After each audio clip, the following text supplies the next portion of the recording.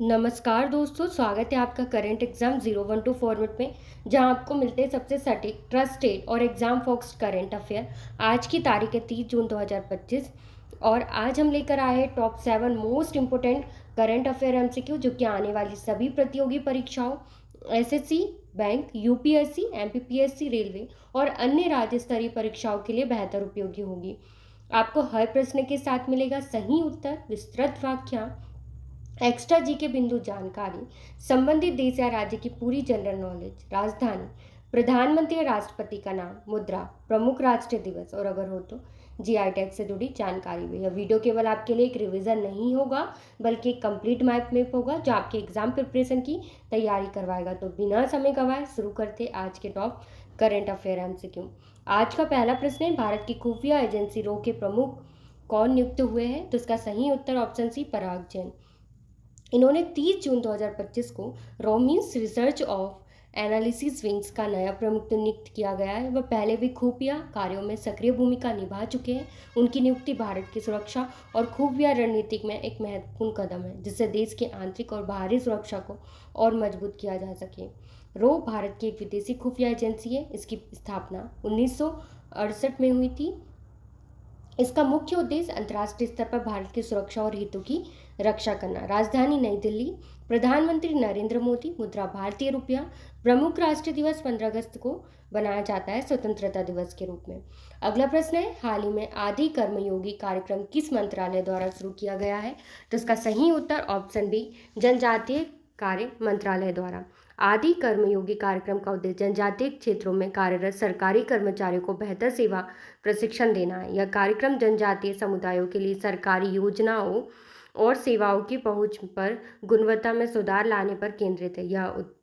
यह उन्हें संवेदनशीलता, सांस्कृतिक समझ और प्रभावी ढंग से काम करने के लिए सशक्त बनाएगा। यह कार्यक्रम मिशन कर्मयोगी के अंतर्गत आता है। डिजिटल प्लेटफॉर्म आधारित प्रशिक्षण प्रदान किया जाएगा। इसका उद्देश्य है सरकारी सेवाओं की गुणवत्ता में सुधार और जनजातीय कल्याण। जनजातीय कार्य मंत्रालय, भारत, यहाँ की राजधानी नई दिल्ली, मंत्री अर्जुन मुंडा 2025 तक। कार्यक्षेत्र जनजातीय समुदायों के सामाजिक आर्थिक विकास।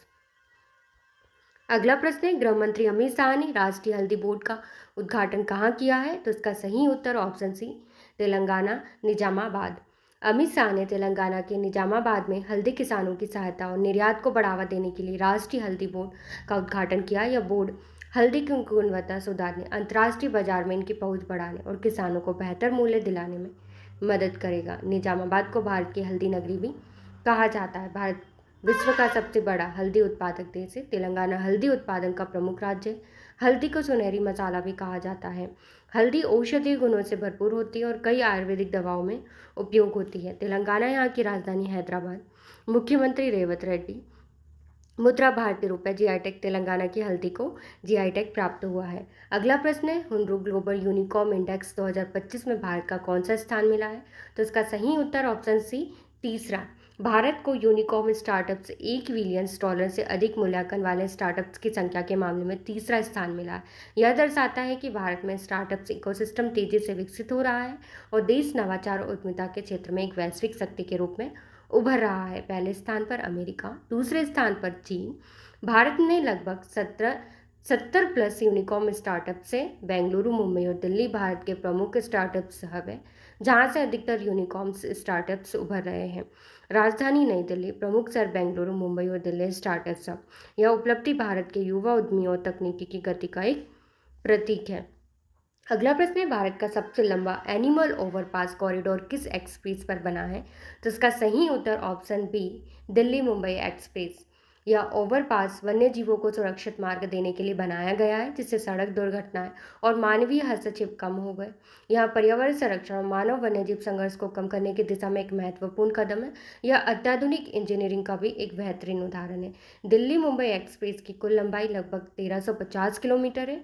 ओवरपास की लंबाई 2.5 किलोमीटर से अधिक है। यह राजस्थान और मध्य प्रदेश के जंगलों को जोड़ता है, जिससे वन्यजीवों के लिए एक सुरक्षित गलियारा बनता है। यह एक्सप्रेस भारत को 2 सबसे बड़े शहरों को जोड़ता है और आर्थिक विकास में महत्वपूर्ण भूमिका निभाएगा। मध्य प्रदेश यहाँ की राजधानी।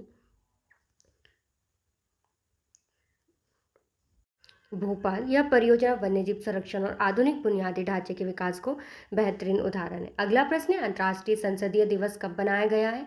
तो इसका सही उत्तर ऑप्शन बी 30 जून। अंतर्राष्ट्रीय संसदीय दिवस संसदों की भूमिका और लोकतंत्र में पारदर्शिता को बढ़ावा देने के लिए बनाया गया है। यह दिवस लोगों को विधायी प्रक्रिया और शासन में संसदों की केंद्रीय भूमिका के बारे में जागरूक करता है, जिससे मजबूत और जवाबदेह लोकतांत्रिक संस्थाएं बन सकें। पहली बार 2018 में बनाया गया था। इसमें अंतर संसदीय संघ द्वारा घोषित किया गया। इसका उद्देश्य लोकतंत्र और विधायी प्रक्रिया के महत्व को बताना और नागरिकों की भागीदारी को प्रोत्साहित करना। यह दिवस वैश्विक स्तर पर शांति और सहयोग को बढ़ावा देने में सांसदों के योगदान को भी रेखांकित करता है।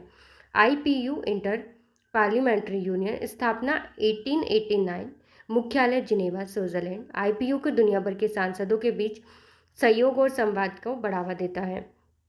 आज के सभी प्रश्नों का रिवीजन है। भारत की खुफिया एजेंसी रो के एक नए प्रमुख कौन नियुक्त हुए हैं? इसका सही उत्तर ऑप्शन सी पराग जैन। ऑप्शन हाल ही में आदि कर्मयोगी कार्यक्रम किस मंत्रालय द्वारा शुरू किया गया है? तो इसका सही उत्तर ऑप्शन बी जनजातीय कार्य मंत्रालय द्वारा। ऑप्शन गृह मंत्री अमित शाह ने राष्ट्रीय हल्दी बोर्ड का उद्घाटन कहाँ किया है? तो इसका सही उत्तर ऑप्शन सी तेलंगाना निजामाबाद। प्रश्न नंबर 4, हुनरू ग्लोबल यूनिकॉर्न इंडेक्स 2025 में भारत का कौन सा स्थान मिला? तो इसका सही उत्तर ऑप्शन सी तीसरा। भारत का सबसे लंबा एनिमल ओवरपास कॉरिडोर किस एक्सप्रेस पर बना है? तो इसका सही उत्तर option B Delhi Mumbai express.